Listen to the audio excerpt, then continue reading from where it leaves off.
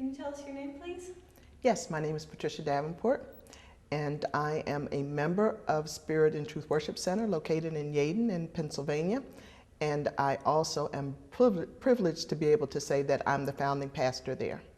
Do you want to talk about that experience? What an experience, of course. Anytime I have an opportunity to talk about the joys of mission development. One of the great things for me is that our bishop, former bishop then, Bishop Roy Almquist, we had a congregation that had voted to disband. The congregation was predominantly white. The community was changing, and the community did not feel welcomed in this place on the corner. I actually found that as I went out as a mission developer, knocking on doors and telling them about this new church that was coming on the corner of Church Lane and McDade, they were saying, but isn't that the white church on the corner? Or isn't that the quiet church on the corner?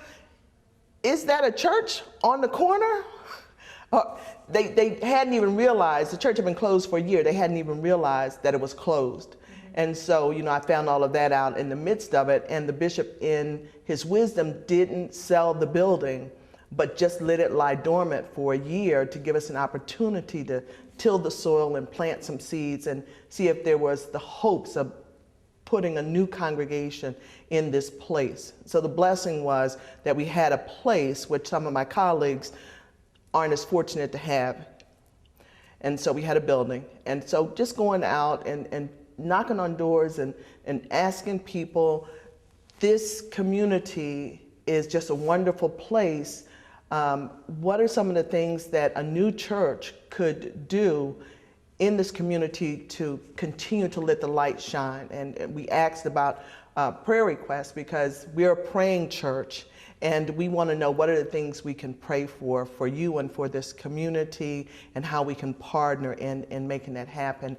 And the response was just wonderful, considering the follow-up, that we were able to go back and say, how is Aunt Mabel that we were praying for the last time we were here? And as a result of us showing true concern for them and offering some of the things that they said they saw as positive, like a child care center, an after-school program, a welcome place for community activities.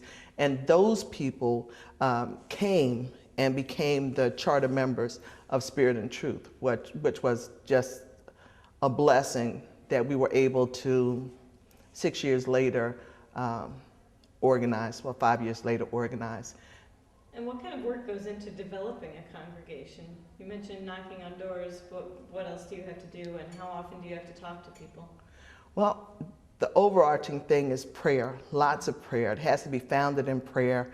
And we asked some folk in the community, some people from the surrounding Lutheran churches, some people from the local churches in the community, if they would pray for us and journey with us as we visioned about what God was going to do in the community. So I would have to say that it needs to be founded in prayer, and you need to talk to the people in the community so that they can see that you're a friend and not a foe, that you come and you really want to be a partner in the community. So I would say prayer, and then just communication, conversating with people, not just the people that we knock on the doors, but I met with all of the pastors in the community. I met with them, had lunch with them, talked about what they were doing, what did they envision a partnership would look like, some of the hopes and dreams that the people that we had gathered, our core group, was looking to have happen. I met with the police chief and the fire chief and the mayor and all of those people so that they could see that we really were about partnership. And so I would have to say prayer, communicating, and just being an open place. And we started really with just gathering a group of people and having a meal. After this long text of John, the season that we've been in, it's coming to the table and breaking the bread of life in so many ways. And I would have to say that that's foundational, to be able to bring the people around the table for a meal, to be able to talk about God's grace and God's mercy. And that was just such a blessing for us to start us for the meal at the altar table. Mm-hmm. What were the challenges of founding your congregation? Oh, knocking on 100 doors and having no responses, knocking on 200 doors and maybe having 2 responses, because people promise they'll come and then you don't get any response, and it's sometimes discouraging, but you get out there and you keep on knocking because you have your core group of people that come. And then one of the things I found out is that once the core group came, they began spreading the word about this place where they came and they worshiped and they had fellowship and they just had a good time serving for people, because the congregation is a first ring suburban congregation, which is not really city, kind of city urban. And people there, because community is transitioning, aren't the richest of the rich, but they aren't really the poorest of the poor. And they come and they are blessed to be able to share what they have to make the lives of other people better. And so one of the greatest gifts of Spirit and Truth, I would have to say, is their servant ministry. Being able to have a food pantry and being able to bring their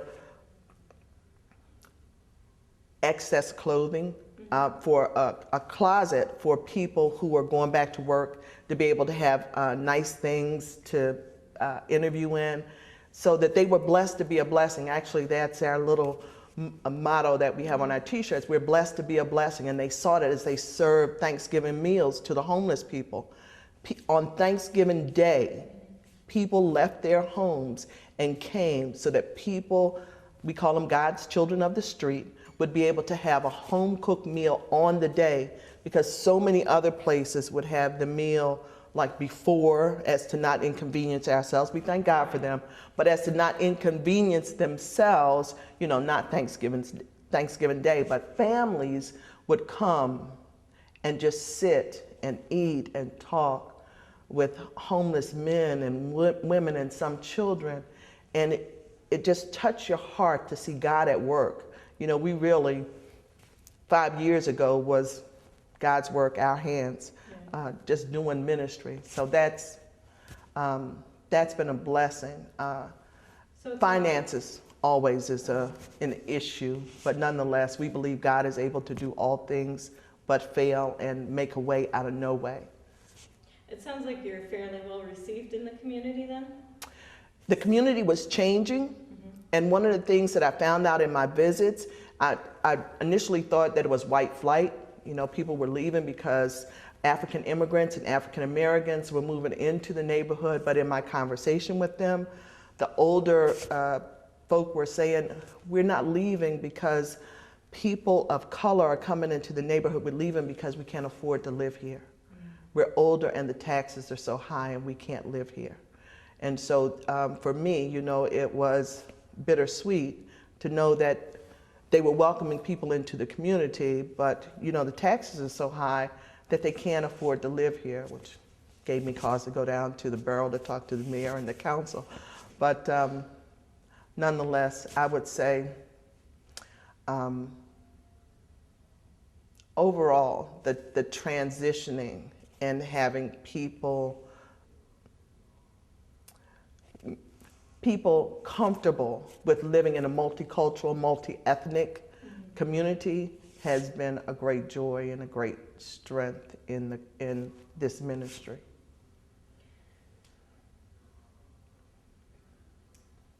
What kind of changes have you seen in the community that are based on your congregation coming in and setting up programs and the food pantry and all those things you talked about?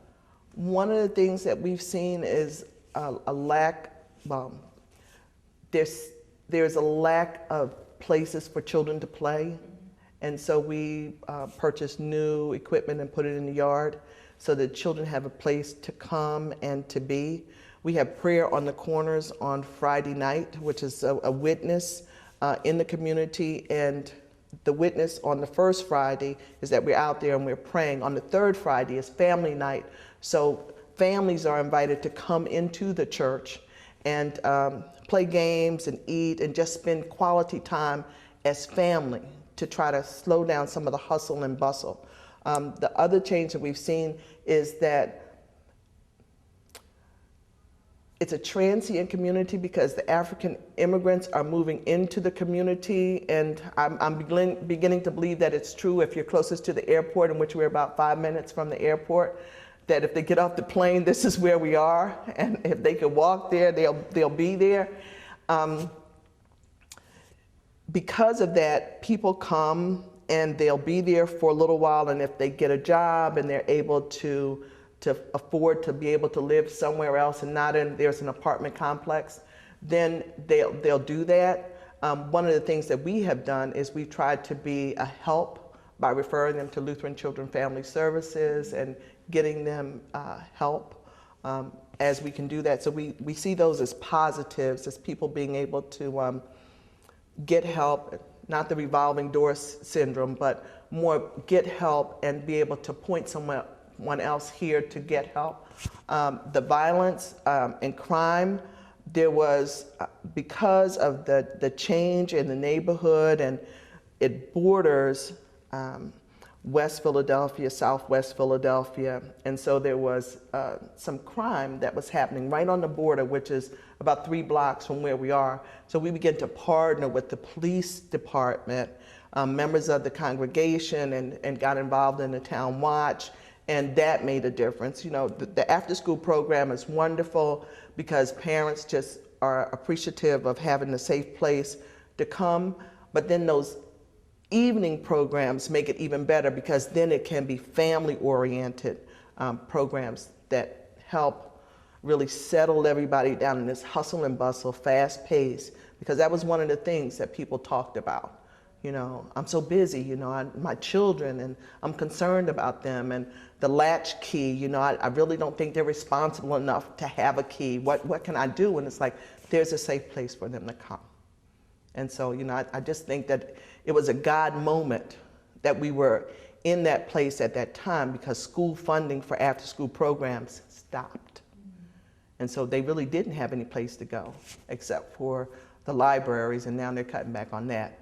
So, are there any goals or hopes you have for this congregation over the next few years?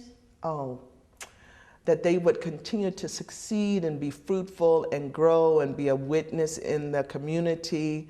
One of the things that I failed to mention is that as a result of just relationships, we started a program called CARE, Couples Affiliated for Relationship Enhancement, for married couples to come and, well, not just married couples, anybody in relationship to come and to be able to enhance their relationship. We talk about date night, and it's a program. They come once a month. We have dinner. We have a topic to discuss, and we have come to find when relationships are rocky, that this has fortified some couples that were on the verge of divorce. Some people that were in relationship, now their relationship is solidified and they're in a committed relationship with each other.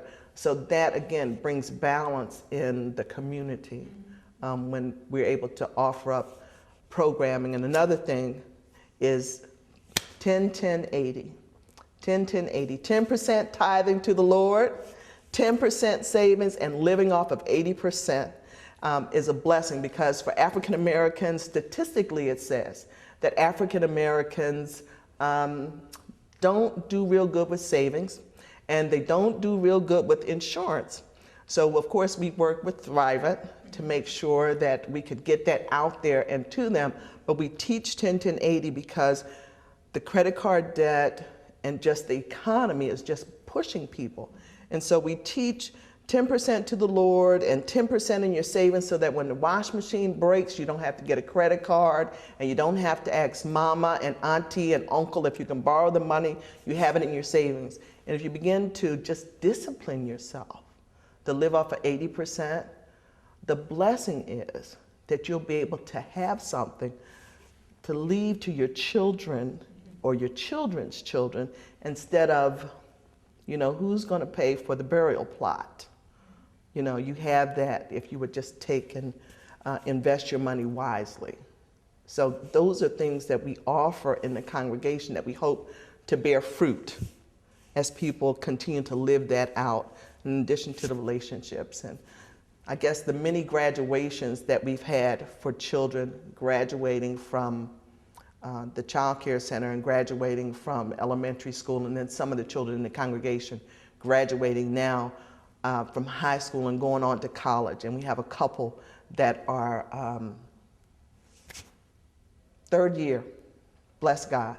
And we just recently had a scholarship awards where we gave 7 scholarships, $1,000 apiece, to young people in the community that were furthering their education, because we teach education as a part of teaching about stewardship, which we don't think is a fall program. We think stewardship is about everyday life. So we teach 365 days out of a year of talking about God's grace and God's mercy, and God is such a generous giver, and why shouldn't we give back?